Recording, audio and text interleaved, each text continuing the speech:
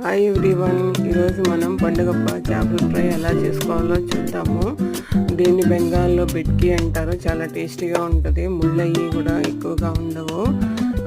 దీనికి కావాల్సిన పదార్థాలు ఉప్పు, పసుపు, కారము, ధనియాల పొడి, జీలకర్ర పొడి, గరం మసాలా, అల్లం వెల్లుల్లి పేస్టు, నిమ్మకాయ, కొంచెం నూనె వేసుకొని బాగా కలుపుకొని పక్కన పెట్టుకోవాలి ఒక 5 నిమిషాలు. తర్వాత వేసుకునే ముందు కార్న్ఫ్లవర్, సరసోకా తేలు అంటే ఆవాల నూనె వేసుకుని ప్యాన్ మీద నూనె పెట్టుకుని అప్పుడు ఒక్కొక్కటి అందులో పెట్టుకోవాలి.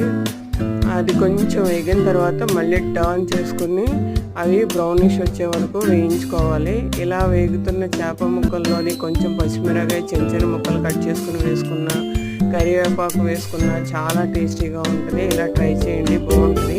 ఇలా వేగిన చేపల్ని ఒక ప్లేట్లో తీసుకుని సర్వ్ చేసుకుంటే చాలా టేస్టీగా ఉండే పండుగప్ప చేపల ఫ్రై రెడీ. Thank you.